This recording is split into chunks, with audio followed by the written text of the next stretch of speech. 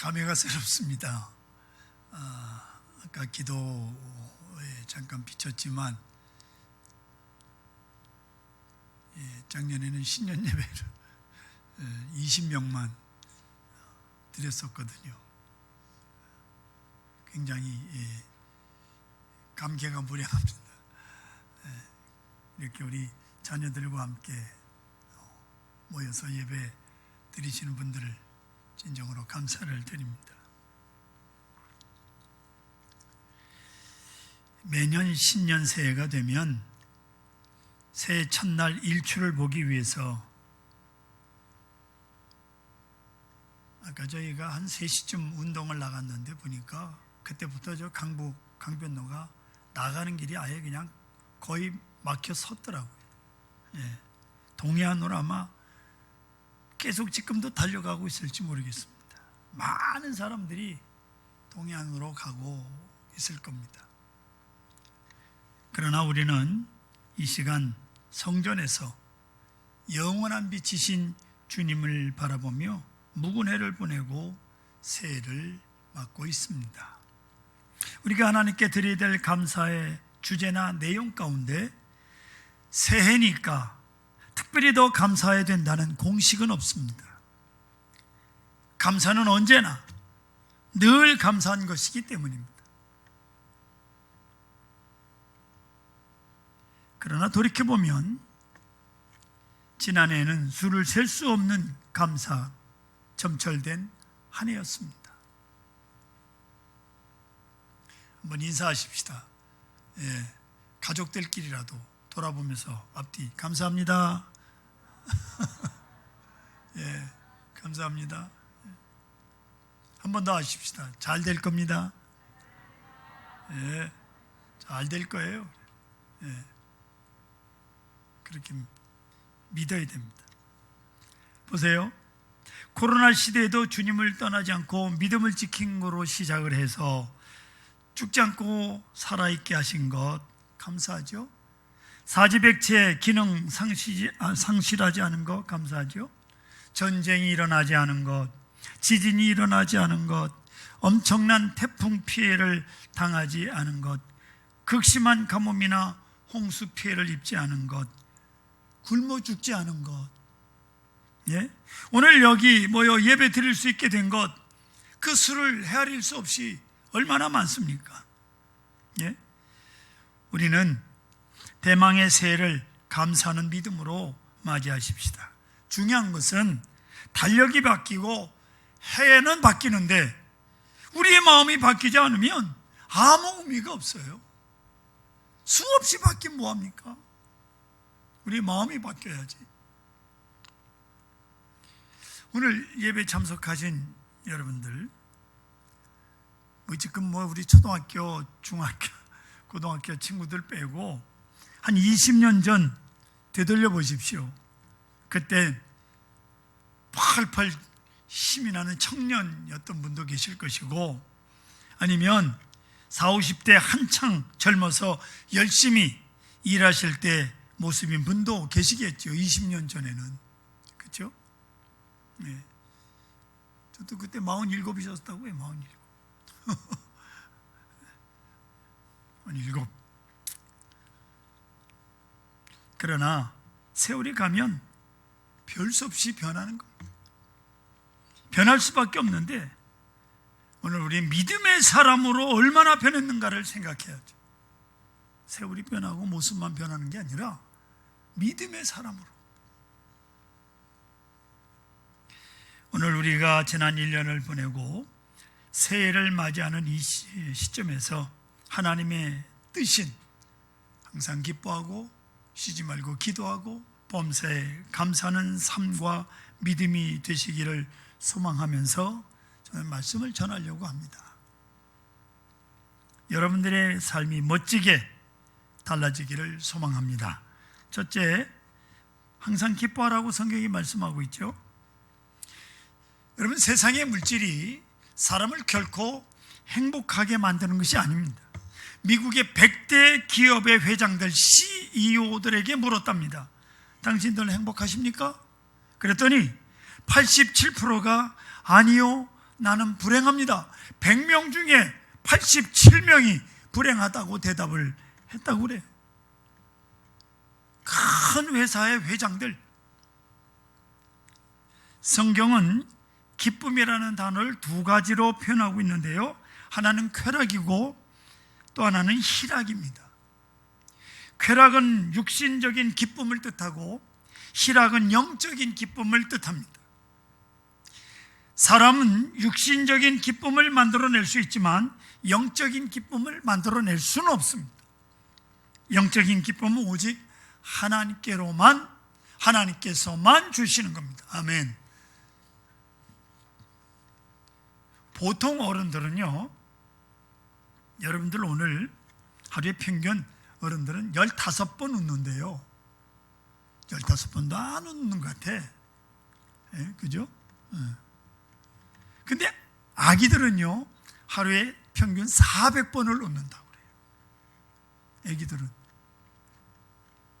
근데 갓난 아기들을, 그 행동을 연구하는 학자들에 의하면 이 아기들이 이렇게 자주 웃는 것은 엄마 아빠가 자기를 사랑하는 것을 알고 그것을 웃는 것으로 표현한다는 게, 부모의 사랑을 알기에 그걸 아기가 표현할 수는, 울 수는 없잖아요. 그러니까 그냥 웃는 걸로 표현한다는 거예요.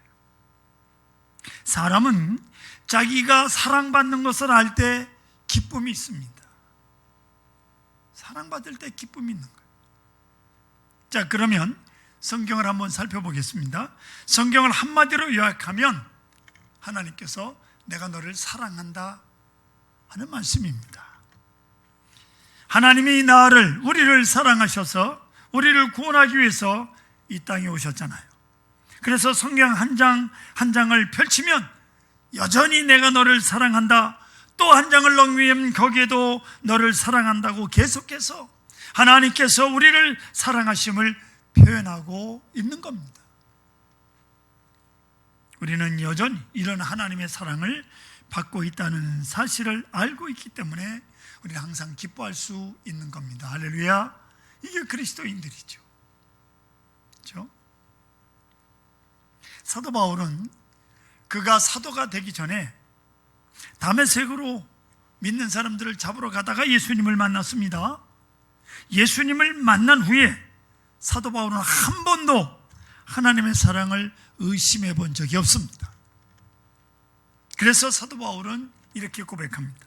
빌립보서 2장 17절 18절 만일 너희 믿음의 재물과 섬김 위에 내가 나를 전제로 드릴지라도 나는 기뻐하고 너희 무리와 함께 기뻐하리니 이와 같이 너희도 기뻐하고 나와 함께 기뻐하라. 아멘. 나와 함께 기뻐하라. 골로새서 1장 24절에 나는 이제 너희를 위하여 받은 괴로움을 기뻐하고 너희를 위하여 받는 괴로움을 기뻐하고 그리스도의 남은 고난을 그의 몸된 교회를 위하여 내 육체에 채워놓으라고. 고난도 기뻐하고, 예? 그리스도의 남은 고난을 그의 몸된 교회를 위하여 내 육체에 채우겠다. 사랑하는 성도 여러분, 우리의 진정한 기쁨은 하나님께 있습니다. 아멘. 하나님께서 나를 사랑하시고 나를 하나님의 사랑을 받는 존재라는데, 그것을 아는 데 있어요. 여러분, 아침에 일어나시면서 하나님이 나를 사랑하신다 하는 이 말씀을 기억하고 아침에 일어나시기를 바랍니다. 어렵고 힘든 일이 생기면 하나님이 나를 사랑하신다, 이 말씀을 기억하십시오. 어떤 상황 속에서도 나를 사랑하시는 하나님, 그 하나님께서 나를 지켜주실 것을 믿으십시오. 믿으세요. 감리교 창시자 요한 웨슬레의 동생이 찰스 웨슬레라고 하는 사람인데, 이 찰스 웨슬레가 진 찬송이 우리가 쓰고 있는 찬송가에 몇 장, 굉장히 여러 장이 들어있어요. 근데 형하고 미국의 전도 여행을 갔다가 크게 성공을 못 거두고 영국으로 돌아오는 배를 타고 오다가 배가 풍랑이 일어났어요. 바다에 풍랑이 일어나니까 사람들이 다 놀래가지고 비명을 지르고 난리를 칩니다. 이게 죽게 생겼다. 그런데 한 배에 타고 있는 모라비안 교도들, 기독교의 한 종파이긴 하지만 그들은 조용히 찬송을 부르면서 조금도 동요하지 않는 겁니다. 찰스 웨슬레가 그중 한 사람이 물었습니다. 당신은 무섭지 않습니까? 그러자 그 중에 한 사람이 아무렇지도 않은 듯이 이렇게 대답을 합니다. 하나님께서 온 천지의 주인이신데 무섭긴요. 하나님이 온 천지의 주인이신데. 후에 찰스 웨슬레는 이때 겪은 일을 찬송가로 지었어요. 찬송가 388장 1절과 2절인데 비바람이 칠 때와 물결 높이 일 때 사랑 많은 우리 주 나를 품어 주소서. 풍파 지나가도록 나를 숨겨주시고 안식 얻는 곳으로 주여 인도하소서. 나의 영혼 피할 때 예수밖에 없으니 혼자 있게 마시고 위로하여 주소서. 구주 의지하옵고 도와주신 비오니 할 수 없는 죄인을 주여 보호하소서. 1절 2절만 말씀을 드렸습니다. 찬송가 388장 기회 되시면 한번 집에 가셔서 불러보시기 바랍니다. 그렇습니다. 하나님을 의지하는 사람, 하나님의 사랑을 확실하게 믿고 의지하는 사람이 누리는 평안입니다. 폭풍우가 아니라 폭풍우 할아버지가 몰려와도 끄떡없어요. 천지의 주인이 하나님이시니 어떤 일이 있어도 하나님께서 나를 사랑할 것을 믿고 기쁨을 누리시는 여러분들이 되시기를 축원합니다. 두 번째로 쉬지 말고 기도하라고 말씀하고 있죠. 이 말씀, 일도 하지 말고 먹지도 말고 기도만 하라, 그런 말씀이 아닙니다. 빌립보서 4장 6절에 사도 바울이 빌립보 교회에 이렇게 편지합니다. 아무것도 염려하지 말고 다만 모든 일에 기도와 간구로 너희 구할 것을 감사함으로 하나님께 아뢰라. 여기서 기도와 간구라는 단어가 나오는데 기도와 간구라는 단어는 그 의미가 전혀 다릅니다. 기도는 헬라어로 프로스케라는 말인데 하나님을 바라본다, 하나님을 향한다 하는 뜻입니다. 그런데 간구라고 하는 단어는 헬라어가 데세이스라는 말인데 이것은 필요한 것을 요청한다, 도움을 구한다 그런 뜻입니다. 그러니까 기도와 간구는 뜻이 전혀 다르죠. 그런데 오늘 본문에 기도하라는 단어는 바로 프로스케입니다. 그래서 쉬지 말고 기도하라는 말은 하루 종일 눈 감고 기도하고 있으라는 뜻이 아니라 쉬지 말고 하나님만을 바라봐라 그런 뜻입니다. 하나님만 바라봐라. 시편 50편을 보시면 다윗이 큰 고통 가운데 쓴 시인데 다윗이 사랑하는 아들 압살롬이 반란을 일으켰는데 그 반란의 배후에는 아히도벨이라는 사람이 있었습니다. 본래 아히도벨은 다윗의 모사였습니다. 즉 작전 참모였어요.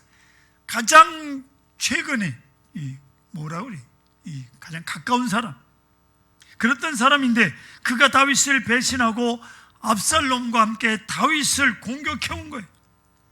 다윗은 너무나도 마음이 쓰리고 아파서 이렇게 말합니다. 시편 55편 3절에 보니까 13절에 그는 곧 너로다 나의 동료 나의 친구요 나의 가까운 친으로다. 늘 가까이 있던 사람이 아히도벨을 가리켰어. 지금 다윗은 안팎으로 고통을 당하고 있습니다. 겉으로는 생명의 위협을 당하고 있고 속으로는 배반의 쓰라린 고통을 당하고 있는 거예요. 그런데 다윗이 마지막 결론이 뭐냐? 시편 55편 22절에 내 짐을 여호와께 맡기라. 내 짐을 여호와께 맡기라. 그가 너를 붙드시고 의인의 요동함을 영원히 허락하지 아니하시리로다 라고 고백을 합니다. 무슨 뜻입니까? 다윗은 그 고통 속에서 눈을 들어 하나님을 바라보고 있는 겁니다. 오로지 하나님만. 자신의 모든 짐을 하나님께 맡겼습니다. 그랬더니 그의 마음에 놀라운 평안과 기쁨이 찾아온 거예요. 이것이 쉬지 말고 기도하라는 뜻입니다. 어떤 상황 속에서도 하나님을 바라보는 것이죠. 사랑하는 성도 여러분, 하나님은 우리 인생의 마스터키입니다. 아멘. 아시겠어요? 하나님께서 여시면 안 열릴 문이 없어요. 어디 있겠어요? 어떤 문이 안 열리겠습니까? 하나님께서 푸시는데 안 풀릴 문제가 어디 있겠습니까? 기도하면 됩니다. 예수님께서도 약속하셨어요. 마가복음 11장 22절로 24절. 예수께서 그들에게 대답하여 이르시되 하나님을 믿으라. 내가 진실로 너희에게 이르노니 누구든지 이 산더러 들려 바다에 던져지라 하면 그 말하는 것이 이루어질 줄 믿고 마음에 의심하지 아니하면 그대로 되리라. 그러므로 내가 너에게 말하노니 무엇이든지 기도하고 구한 것은 받은 줄로 믿어라. 그리하면 너에게 그대로 되리라. 아멘. 이게 마스터키예요. 기도하면 그대로 받은 줄로 믿으라. 마스터키. 오늘 여러분에게 기쁨이 없는 이유가 무엇입니까? 견디기 힘든 고통이 있습니까? 풀리지 않는 어려운 문제를 가지고 있습니까? 기도하십시오. 기도하셔야 됩니다. 다른 길이 없어요. 그 문제를 바라보지 말고 눈을 들어 하나님을 바라보십시오. 하나님께서 여러분의 마음에 끊이지 않는 기쁨으로 채워주실 줄 믿습니다. 세 번째로 범사에 감사하라고 말씀하고 있습니다. 우리 인생에 기쁜 일만 가득하면 좋겠지만 그렇지 않습니다. 여러분들 다 지금 멀쩡한 얼굴로 여기 앉아 계시지만 누구도 풀리지 않는 숙제는 하나 이상을 다 가지고 계신 분들이, 공사를 했는데 공사비를 못 받는 분도 많아. 우리 교인들 보니까 죽을 지경이지. 네? 문제가 해결 안 되니까. 그래도 뭐 그거 얼굴에다 내천차 그리고 앉아 있을 수는 없잖아요. 주님 앞에 왔으니까 주님께 다 맡기고 활짝 웃고 계시겠죠. 우리 인생이란 그렇게 만만하지 않습니다. 좋은 일이 생겨서 감사하다고 생각하는 순간 고통스러운 일이 곧 닥쳐요. 그런데 성경은 우리에게 말씀하시기를 범사에 감사하라고 말씀하고 있습니다. 잘 들으세요. 하나님께서 말씀하셨습니다. 예레미야 29장 11절에 보면 여호와의 말씀이니라 너희를 향한 나의 생각을 내가 하나니 평안이요 재앙이 아니라. 하나님의 생각은 평안이라는 거예요. 너희에게 미래와 희망을 주는 것이라는 거예요. 아멘. 여러분 분명히 말씀, 재앙이 아니래요. 하나님의 생각. 하나님은 우리에게 주시는 것 중에 나쁜 것이 하나도 없어요. 그런데 내 생각이, 우리는 내 생각으로 이것은 좋은 것이고 저것은 나쁜 것이라고 그렇게 판단하는 거죠. 내가 그렇게 판단하는. 그러나 그렇지 않다는 겁니다.